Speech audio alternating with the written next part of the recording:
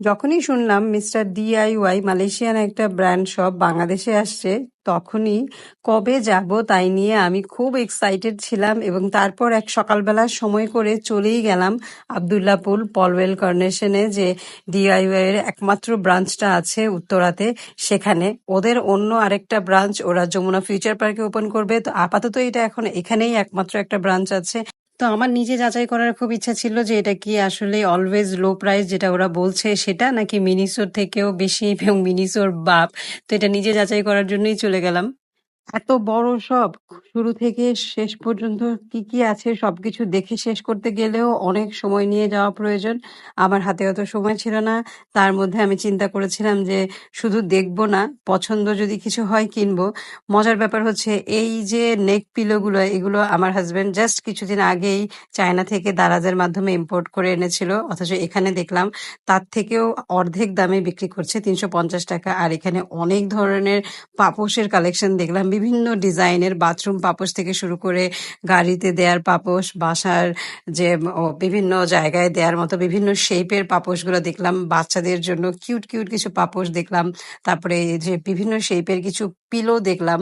আমার কাছে তো এগুলো মান খুবই ভালো লেগেছে এবং প্রাইস গুলো মনে হলো যে রিজনেবল। আপনারা যে দেখবেন যাচাই করে অবশ্যই দেখবেন। মিনিসো থেকে আমার কাছে প্রাইস মোটামুটি রিজনেবল মনে হয়েছে। যেমন এই ব্যান্ড গুলো, হেডব্যান্ডের এই সেকশনটাতে তো মিনিসোতে যাওয়াই যায় না। আমি কয়েকবার গিয়েও আমার মেয়ের জন্য কি কোনো হেডব্যান্ড কিনতে পারি নাই। মিনিসোতে আমার কাছে ওভার প্রাইস মনে হয় হেডব্যান্ডের সেকশন গুলা। তো এইগুলো আমার কাছে এখানে মোটামুটি তো রিজনেবলই মনে হলো। সেটা আমার নিজস্ব অপিনিয়ন, আপনারা গিয়ে হয়তো যাচাই করে দেখতে পারেন কেমন মনে হয় প্রাইস আপনাদের কাছে। আমার কাছে তো মনে হচ্ছে যে মোটামুটি রিজনেবল, কারণ এগুলো মিনিসোতে অনেক দাম, ২৫০-৩০০ এরকম করে দাম রাখে। তবে এইগুলোর দাম কিছুটা মনে হয়েছে যে ঠিক আছে।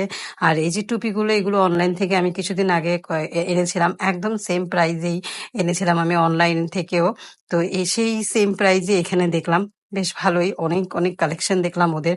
তারপরে দেখলাম স্টেশনারিজ এর অনেক কালেকশন এখানে, মানে বাচ্চাদের কোনো কিছু দরকার হলে এখানে আসলে সবকিছু কিনে নেওয়া যাবে। তো এখানে এই মাথার এই ব্রাশটা দেখে আমার কাছে মনে হলো আমার মেয়ের জন্য নেওয়া উচিত। তো এই ব্রাশটাও আমি নিয়ে নিলাম, খুবই কম প্রাইজের মধ্যে নিয়ে নিলাম, ২০০ টাকার মধ্যে নাকি ১৭০ টাকা নিয়েছিল। তো এত কম প্রাইজে এরকম একটা ব্রাশ পাবো আমি চিন্তা করি নাই।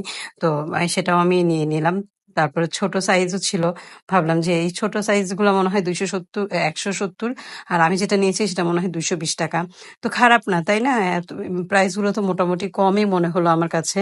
তো যাই হোক, এরপরে এই যে একটা কিউট সেকশন দেখলাম, কলমের উপরের মাথায় এরকম ছোট ছোট ক্যারেক্টার দেয়া। তো এগুলো দেখে আমার কাছে খুব কিউট মনে হলো। তো আমি ভাবলাম যে নিয়ে নেই বাচ্চাদের জন্য। আমার ছেলের জন্য একটা এরকম পেন নিয়ে নিয়েছি। সবকিছু যদি মেয়ের জন্য নেই, ছেলে মন খারাপ করবে। আর যেহেতু প্রাইস গুলো খুব বেশি না, খুব ছোট ছোট জিনিস, কিউট কিউট জিনিস, তাই নিয়ে নিলাম। এখানে আসার পর আরেকটা জিনিস দেখলাম, এটাও খুব রিজনেবল প্রাইসের মধ্যে, মাত্র ১৬৫ টাকায় এরকম জাম্প রোপ। আমার ছেলে অনেকদিন ধরে চাচ্ছিল, ভাবলাম ওর জন্য তাহলে এটাও নিয়ে নেই। তো আসলে কি, এখানে ঘুরে ঘুরে দেখতে এসে আমি দেখলাম যে আমার প্রয়োজনীয় অনেক জিনিসপত্র আমি পেয়ে যাচ্ছি। তারপরে এই স্লিপার, মানে এই স্যান্ডেল গুলা, এগুলাও দেখে কিন্তু খুব কিউট লাগছিল, মনে হচ্ছিল এগুলোও একটা নিয়ে নিই। মানে যা দেখছি তাই দেখে কিউট লাগছে, মনে হচ্ছে নিয়ে নেই।